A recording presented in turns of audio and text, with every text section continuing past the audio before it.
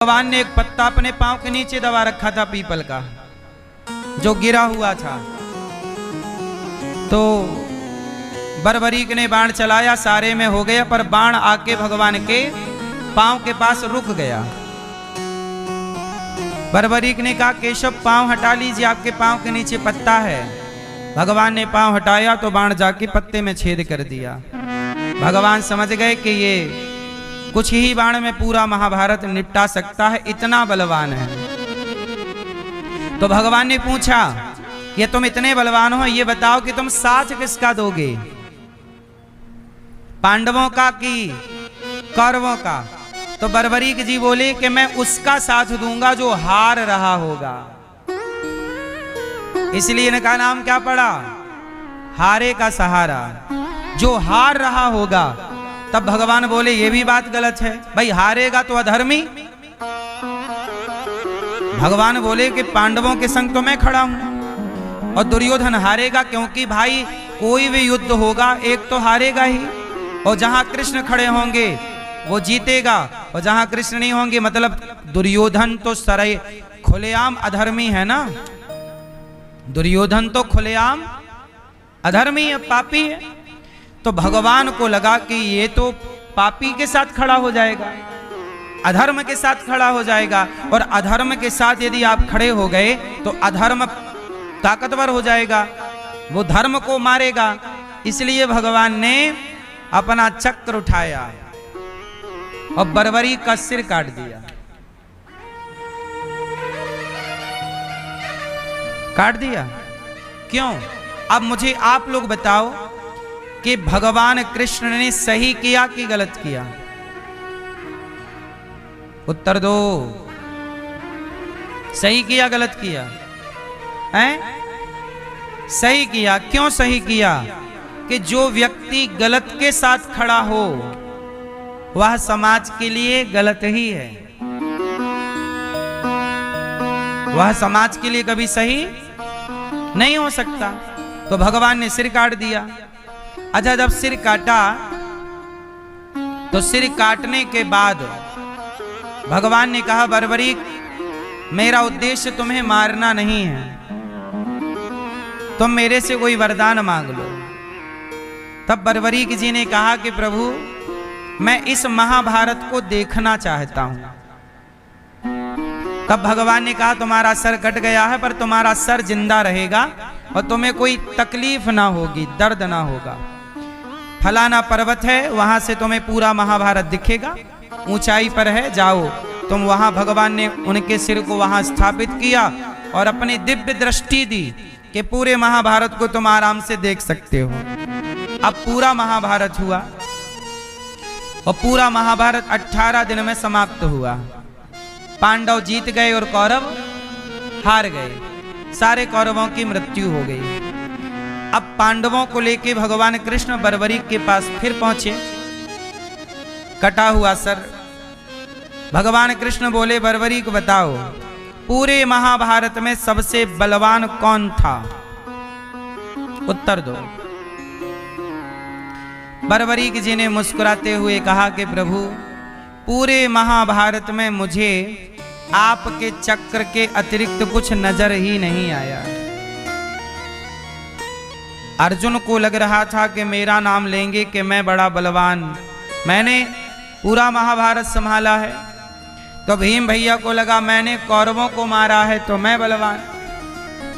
सबने अपनी अपनी डींगें भर रखी थीं, पर बर्बरीक जी ने कहा कि प्रभु आपके सुदर्शन चक्र के सिवा मुझे कोई भी वहां पर कोई किसी का, अर्जुन जो बाण चलाते थे वो 4 कदम पे गिर जाते थे, आपके सुदर्शन ने उन्हें पावर दी, शक्ति दी।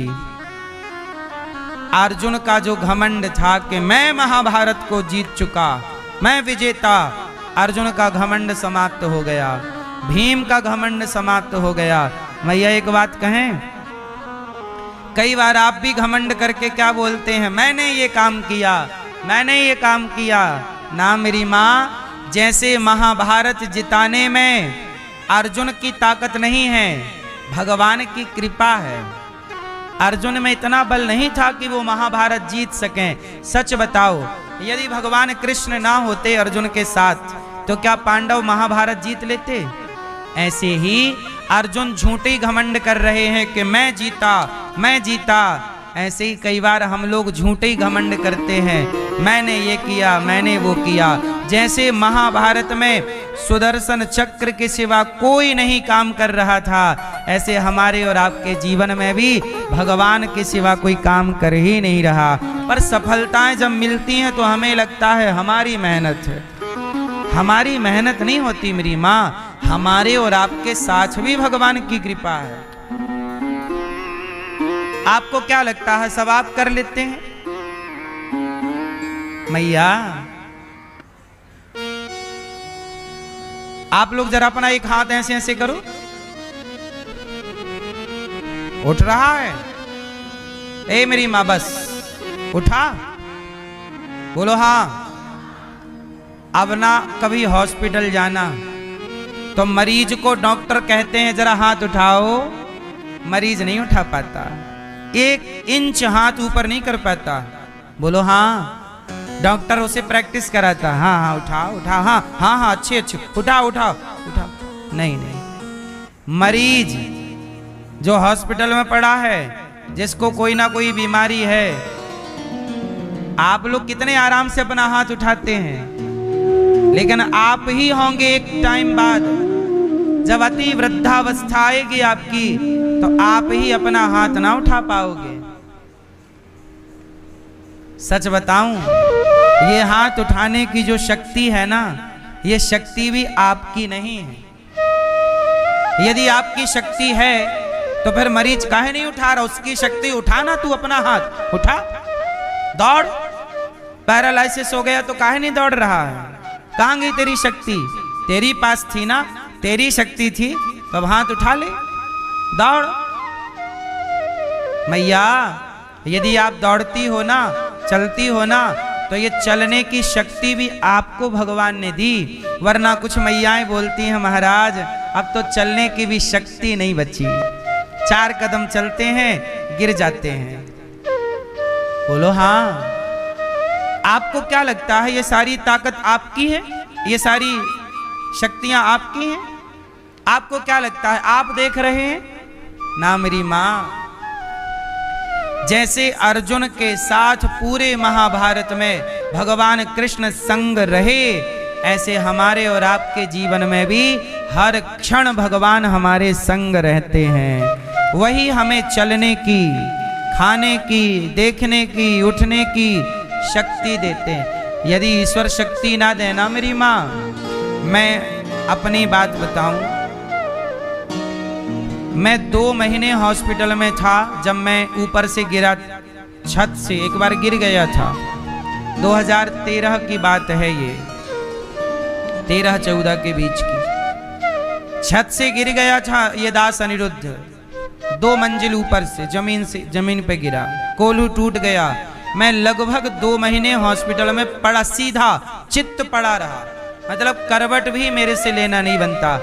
तब मेरे बगल में जब कोई एक पलंग और था, तो वहाँ पे ना जब कोई अपने मिलने वाले आए और वो बैठे बैठे लेट जाएं, और जब वो लेटें और अपने से बैठें, तब मुझे आश्चर्य लगा। मैंने एक बार भैया से कहा, अपने बड़े भैया से, कि आप ज़रा बैठो। अच्छा, मैं बैठना भूल गया था, मतलब मुझे ना कोई बिठाता तो पकड़ के मुझे पकड़ते तब मैं बैठता, और जब बैठने को मैं एक बार जब गिरा ना मैया, उसके बाद में खड़ा हुआ महीनों बाद, तो मैं दोनों बैसाखी लेके चलता था, दोनों हाथ में मेरे बैसाखी थी। बैसाखी से डॉक्टर ने बोल दिया था मेरे को कि आप कभी ठीक से चल नहीं पाओगे, चलोगे तो लंगड़ाते हुए चलोगे। मैंने कहा कोई बात नहीं, भगवान जैसे चलाएंगे चलूंगा। लेकिन देखो, कोल्हू टूटने के बाद बिना ऑपरेशन के अब मैं चलता भी हूँ, दौड़ता भी हूँ, कबड्डी भी खेल लेता हूँ। ये किसकी ताकत है? किसका बल है? इसलिए कभी ये अहंकार ना करना कि आपका अपना कोई बल है। मैं बोल भी रहा हूँ भगवान के बल से, देख रहा हूँ ईश्वर का बल है, सुन रहा हूँ ईश्वर का बल है। क्योंकि आपको नजरें बहुत आसानी से मिल गई हैं, आंखें कान आसानी से मिल गए हैं, किसी बहरे से पूछना कि सुनने का आनंद क्या है।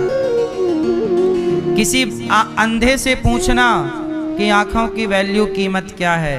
हम लोगों को हर चीज सहजता से मिल चुकी है, इसलिए हम लोग ईश्वर की इस देनगी पर कोई उनकी कदर नहीं करते, क्योंकि आसानी से मिला है। कहते ना घर की मुर्गी दाल बराबर, ऐसे ही अंधों से पूछना कि एक छोटे बच्चे को, छोटा बच्चा, एक वीडियो मैंने देखा, एक छोटा सा बच्चा था, उसे दिखता नहीं था जन्म से, कोई रही होगी दिक्कत, वो देखता नहीं था, पर उसके माँ ने अच्छे डॉक्टर को दिखाया तो डॉक्टर ने कहा कि इसे चश्मा लगाएंगे, कुछ इलाज करेंगे तो कुछ संभावना है, ये शायद पूरा अंधा नहीं है, ये नसें पूरी सूखी नहीं है, ब्लॉक नहीं हुई, थोड़ा प्रयास करेंगे तो शायद देख ले। प्रयास कर लेते हैं, आगे भगवान की इच्छा। तो छोटा बच्चा था,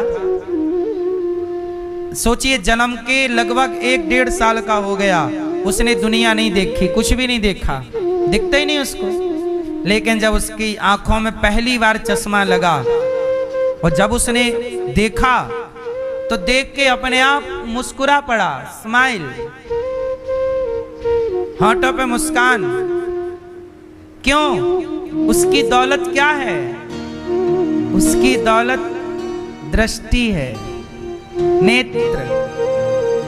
आपको 1 करोड़ दे दिए जाए और कहा जाए कि दोनों आंखें निकलवा लो, और आंखें निकलवा लो और 1 करोड़ ये रहे, चाहिए? मेरी मां, आप वास्तविक में करोड़पति हैं। आपकी आंखें करोड़ों की हैं, पर आपके पास हैं, इसलिए आपको उनकी कदर नहीं है। आपके कान करोड़ों के हैं, पर आपकी कदर नहीं है। शिकायत से भरा जीवन आप लोग जीते हैं, हे भगवान तूने ये नहीं दिया, ये नहीं दिया, ये। इतनी शिकायत क्यों करते हो? जो नहीं दिया उसकी शिकायत क्यों करते हो? जो दिया है उसका धन्यवाद तो करो। वाह विधाता, आपका धन्यवाद, आपने जो दिया है बहुत है। इसलिए मेरी माँ, मैं कभी घमंड नहीं करता, क्योंकि मैं आज आपके बीच में बैठा हूं तो मेरा बल है ही नहीं, मेरी औकात मुझे पता है कि मैं जब तक कोई उठाए ना बिठाए ना, मैं नहीं बैठ पाता था। और तो क्या कहें मेरी माँ, मैं करवट लेना चाहता था, तरस गया था करवट लेने के लिए, करवट नहीं ले पा रहा था मैं। आप करवट लेके सोते हैं, आप चलते हैं, आप हंसते हैं, अपने हाथ से पानी पीते हैं, आपका स्वस्थ शरीर है, क्या ये आपकी दौलत नहीं है? निरोगी काया सबसे बड़ा धन है, इसलिए आप स्वस्थ रहो मेरी माँ। और ईश्वर ने जो दिया है ना ये जीवन, अभी ना बंबई में पानी नहीं आ रहा है। हाँ, अच्छा ये बताओ, आपके घर में, आपके नगर में पानी आना बंद हो जाए तो आपके महल अटारियों की कोई कीमत रह जाएगी? पीने में इतना बच ही नहीं पाता कि बच्चे को पढ़ाने शहर भेजूं। मैं नाव चलाता हूं तो मेरा बच्चा भी नाव चला के अपना गुजारा कर लेगा, थोड़ा बहुत तो पढ़ ही रहा है, वो आगे कुछ करेगा। बहुत ज्यादा भविष्य की चिंता हमें नहीं है, क्योंकि सबके पालनहार भगवान हैं ही। जज साहब ने कहा कि तुम्हारी तो 25% जिंदगी बर्बाद हो गई, कुछ जाना नहीं, सीखा नहीं, पाया नहीं। अब केवट बोले, आप बताओ, आप तीनों में ये बताओ, तैरना किसको आता है? स्विमिंग। तीनों बोले हमें नहीं आती। केवट बोले फिर देखो, हमारी तो 75 डूबी। भाई आप सबने कहा ना 25 दिया 75, तो हमारी 25% जिंदगी बर्बाद हो गई आप लोगों के हिसाब से। बर्बाद, चलो मान लिया, हमारी 75 डूबी। पर ये बताओ, आपको तैरना आता है? डॉक्टर साहब नहीं, इंजीनियर साहब नहीं, जज साहब नहीं। केवट बोले लो, इतना पढ़े आप लोग, इतना सीखा, पर पार जाना तो सीखा ही नहीं, तैरना तो सीखा ही नहीं। तो सुनो, तो आप तीनों डूबो, क्योंकि आपके पंचायत के चक्कर में नाव भवन में फंस गई। तो अब आप तीनों डूबो। आप, मेरी तो 75 डूबी, तुम्हारी तो 100 की 100 डूब गई, जबकि इतना पढ़े लिखे हो, इतना बड़े ज्ञानी हो। छलांग मारी, वो पार हो गया, तीनों ज्ञानी डूब गए। कहने का अर्थ ये है, ये कथा ये बताती है कि आपने सब कुछ सीखा पर पार जाना नहीं सीखा। तो क्या सीखा? ऐसे ही आपने संसार में खूब नाम कमाया, खूब प्रतिष्ठा पाई, खूब पैसे कमाए, खूब बैंक बैलेंस बनाया, परंतु आपने भव सागर को पार करने के लिए प्रभु का भजन नहीं किया, पार लगना नहीं सीखा। तो क्या सीखा? तो क्या पाया? जो यहां कमाया है वो थोड़ी आपका साथी है।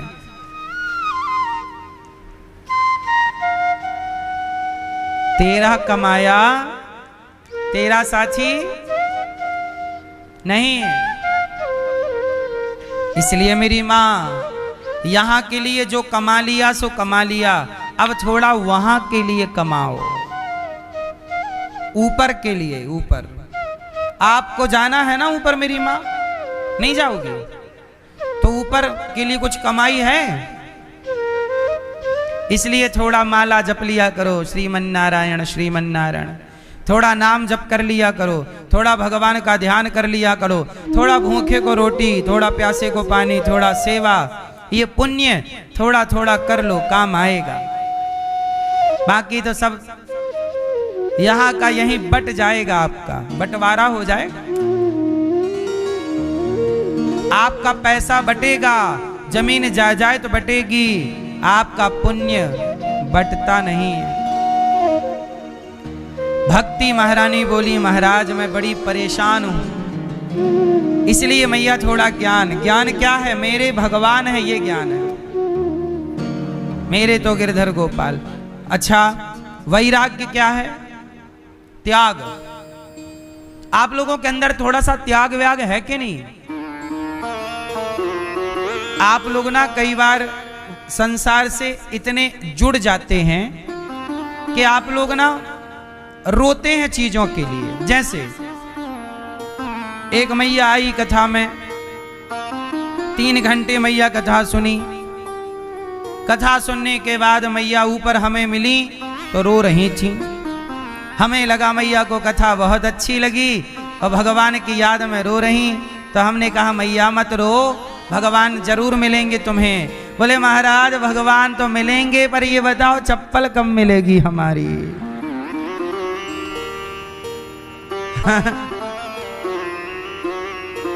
तो अब पता चला कि मैया भगवान के लिए नहीं रो रही थी, चप्पल चोरी हो गई थी तो रो रही थी।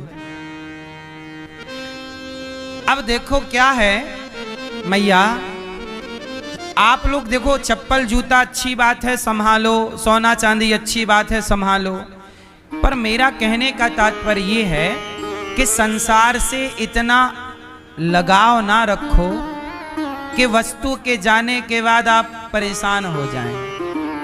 त्याग किसे कहते हैं? त्याग। देखो आपने 5000 की चप्पल पहनी और चोरी हो गई तो रोना पड़ेगा, या तो 5000 की चप्पल ना पहनो, और यदि पहनो तो फिर ये दम रखो कि चोरी हो जाएगी तो हम रोएंगे नहीं। क्यों? या तो चैन मत पहनो, और चैन पहनो तो चोरी हो जाएगी तो फिर रोना मत। इतना बड़ा दिल रखना, बड़ी चैन थी तो दिल भी बड़ा। क्यों? परदेश में आए हो, सोना पहन के मत आना, ज्यादा महंगे जूते चप्पल ना पहनना, 7 दिन बाद मिलेगा इसकी गारंटी नहीं है। जीवन में ऐसे जीना चाहिए कि है तो है, नहीं है तो जा, कोई दिक्कत नहीं, तेरे बिना हमारा कोई बिगड़ना नहीं है। जीवन ना मैया किसी के भरोसे ना होना चाहिए, जीवन केवल भगवान के भरोसे हो, चप्पल के भरोसे ना हो, सोना चांदी के भरोसे ना हो, वस्तु के भरोसे, तुम्हारे भरोसे ना हो। अब जैसे कि लड़का बोला लड़की से हम तुम्हारे बिना नहीं रहेंगे, लड़की को हो गया किसी और से प्यार, अब लड़का बोला गुरुजी हम मर जाएंगे। अरे भाई इतना ज्यादा अटैचमेंट अच्छा नहीं है। त्याग, संसार में रहो पर त्याग भी एक जीवन का पहलू है। आज ना सही कल आपको त्याग काम आएगा। त्याग क्या किसे कहते हैं? त्याग किसे कहते हैं? परिवार में रहते हुए भी ना त्यागी बनो। क्या बनो? त्यागी। त्यागी क्या होता है? जैसे आप पति के साथ हैं, पत्नी के साथ है ना, दोनों लोग हो पति पत्नी, रहो साथ में। जब तक दोनों हो तो प्यार से रहो, बातें करो, हंसो, मुस्कुराओ, नाचो, गाओ, कमाओ, खाओ, भगवान का चिंतन करो, ठीक है। पर दोनों लोग ये बात कान खोलकर सुन लो कि आप दो में से एक टाइम के बाद नहीं रहेगा। नहीं रहेगा। ये बात सही है कि गलत है? एक समय ऐसा आएगा कि आप दो से एक रह जाओगे, या पहले पति चला जाएगा या पहले पत्नी चली जाएगी। इसलिए अभी से माइंड सेट करो कि भाई ये जाने वाले हैं या मैं जाने वाली हूं। इसलिए ज्यादा संसार से अब अटैचमेंट कम, त्याग, जगत का धीरे धीरे त्याग। हम ये नहीं कहते पति को छोड़ दो, नहीं, हम ये नहीं कहते पत्नी को छोड़ दो, साथ में रहते हुए अटैचमेंट कम, निर्भरता कम। जैसे आप कहते हो हम चाय के बिना नहीं रहते। आप लोग क्या नशा पाल लिए हो? सवेरे उठेंगे चाय पिएंगे। महाराज जी हमें चाय के बिना ना अच्छा ही नहीं लगता। शराबी ने नशा पाल लिया, महाराज जी सवेरे उठेंगे दारू चाहिए। अरे भाई आप दारू पे निर्भर हो गए, आप चाय पे निर्भर हो गए, तो कोई कॉफी पे निर्भर है, कोई सवेरे से गांजा फूंक रहा है। ये क्या हो गई आपकी निर्भरता। आप गांजा के बिना नहीं रह पाते, शराब के बिना नहीं रह पाते, चाय के बिना। ये दास अनिरुद्ध है। देखो मैं किसी पर निर्भर नहीं हूं। मुझे चाय नहीं मिले मैं नहीं, चाय पीता ही नहीं मैं, कभी नहीं। कभी 2, 4, 6, 10 महीने में एक आध बार चाय मिल गई, कोई प्रेम से दिया तो तेरे सम्मान को रखने के लिए पी लेता हूं। कभी मैं आदी नहीं हूं कि नहीं सवेरे चाय मिले ही चूल्हे में जाए चाय। आप लोग आदी हैं, नहीं चाहिए। अरे ये क्या निर्भरता पाल ली? आदी नहीं, इसी को कहते हैं थोड़ा त्यागी बनो, चीजों के बिना रह लो।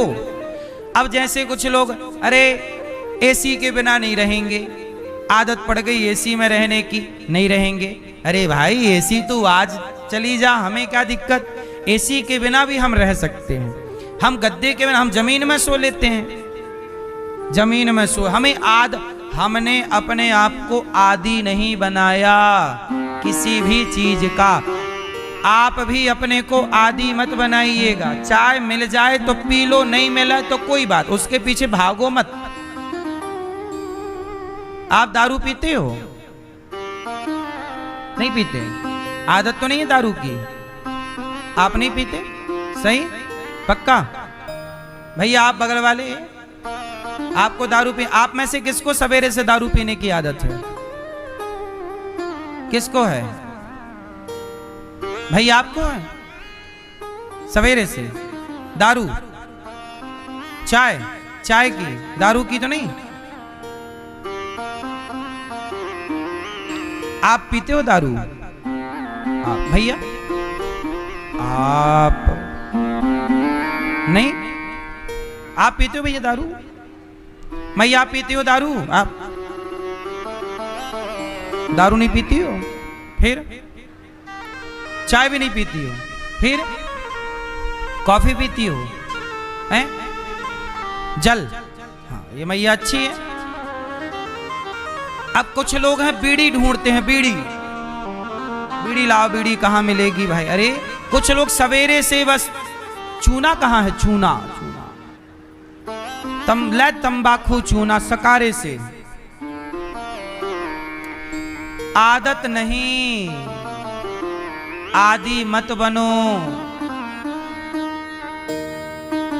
रोटी मिल जाए मैं रोटी से पेट भर लेता हूं, चावल मिल जाए मैं चावल से पेट भर लेता हूं, कढ़ी मिल जाए कढ़ी पी जाता हूं, दाल मिल जाए दाल पी जाता हूं, छोले की सब्जी बन जाए छोले की सब्जी बढ़िया है ना।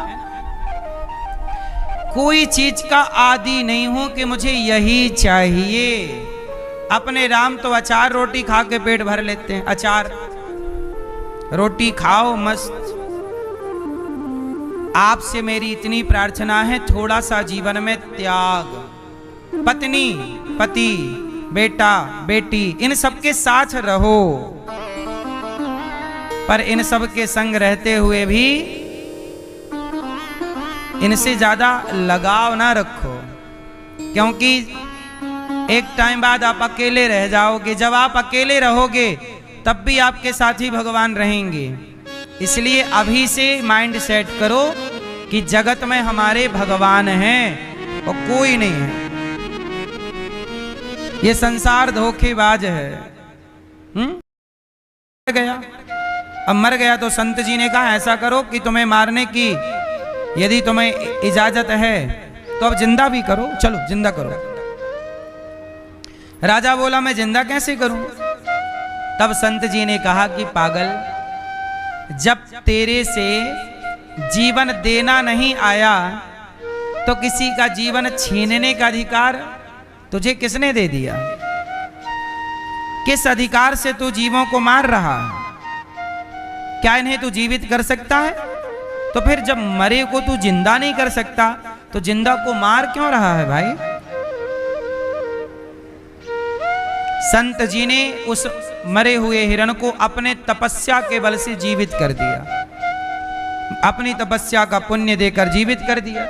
कहा देख मैंने जीवित कर दिया, मैं जीवित करने की ताकत रखता हूं, तपस्वी हूं, लेकिन मैं किसी को मारता नहीं हूं। जबकि मैं चाहूं तो मार के जीवित कर सकता हूं और तू जीवित नहीं कर सकता, फिर भी मारे डाल रहा। राजा को बात समझ में आई कि बात तो सही है। यदि हम किसी को खुशी नहीं दे सकते, हम किसी को प्रसन्नता नहीं दे सकते, तो हम किसी को कष्ट क्यों दें? सही है गलत है? क्यों मेरी मां? आजकल के लोग यही गलती करते हैं, बेवजह लोगों को सताएंगे, बेवजह लोगों को रुलाएंगे, जीवों को रुलाएंगे और बाद में फिर उन्हें कष्ट होगा तो रोएंगे कि देखो हम परेशान हैं, हम दुखी हैं। भाई तुमने जो दुख दिया था वो लौटकर तुम्हारे पास ही तो आएगा, कहां जाएगा? आपने किसी को रुलाया है तो आपको रोना तो पड़ेगा। कहां जाएगा वो? पृथ्वी गोल है, लगभग घूम फिर के आना वही है। इसलिए ज्यादा घमंड में ना रहा करो, पावर का, पैसे का, पद का दुरुपयोग ना करो। संस्कार जरूरी है। हमारे देश में ना मेरी मां, लोगों के अंदर शिक्षा तो है, संस्कार नहीं है। बेवजह अभी आपने बिहार की एक बात सुनी होगी। एक बिहार में एक लड़का था तिवारी, उसने सरेंडर कर दिया पुलिस के आगे कि ये रही मेरी बंदूक आपके पास। सरेंडर करने के बाद भी पुलिस ने उसे जान से मार दिया। जबकि इन नेताओं को, इन पुलिस वालों को थोड़ा सा धर्म, सनातन संस्कृति पढ़ना चाहिए। क्या पढ़ना चाहिए? रामचरितमानस के सुंदरकांड में लिखा है, आप लोग सुंदरकांड का तो पाठ करते होंगे। सुंदरकांड में लिखा है कि शरणागत कहूं जे तजहि, हित अनहित अनुमान, ते नर पावर पापमय, तिनहि बिलोकत हानि। कहते हैं शरण में आए हुए को कभी मारना नहीं चाहिए। फिर से बोलो मेरे साथ ये लाइन, शरण में आए हुए को कभी मारना, किसको नहीं मारना चाहिए? विभीषण जी जब शरण में आए राम की तो सुग्रीव ने कहा कि मार दो, भेद हमार लेन सठ आवा, ये रावण का भाई है विभीषण, मार दो इसे। राम जी बोले नहीं, जो हमारी शरण में आया है वो हमारे दुश्मन का भाई भी हो तो हमें उसे मारना नहीं चाहिए। राम ने मारा नहीं, गले लगाया। इसलिए कहता हूं नेता बनने से पहले, पुलिस बनने से पहले, कोई भी सरकारी अफसर बनने से पहले थोड़ा सा सनातन धर्म को स्टडी करना चाहिए। कुछ चीजें आपको स्कूल कॉलेज में नहीं पढ़ाई जाती। शिक्षा तो है, संस्कार यही तो है, राम का आदर्श है ये। शरण में, अच्छा ये बताओ, शरण में आए हुए को मारना चाहिए? फिर बिहार की पुलिस ने उसे क्यों मार दिया? जिसने कट्टा बंदूक, उसने बंदूक उठाई, कानून हाथ में लिया, ये गलत था, पर उसने फेंक दिया कि भाई मैं सरेंडर कर रहा हूं, फिर भी मार दिया। ये पाप है। ये क्या है? पाप है। पाप नहीं करना चाहिए।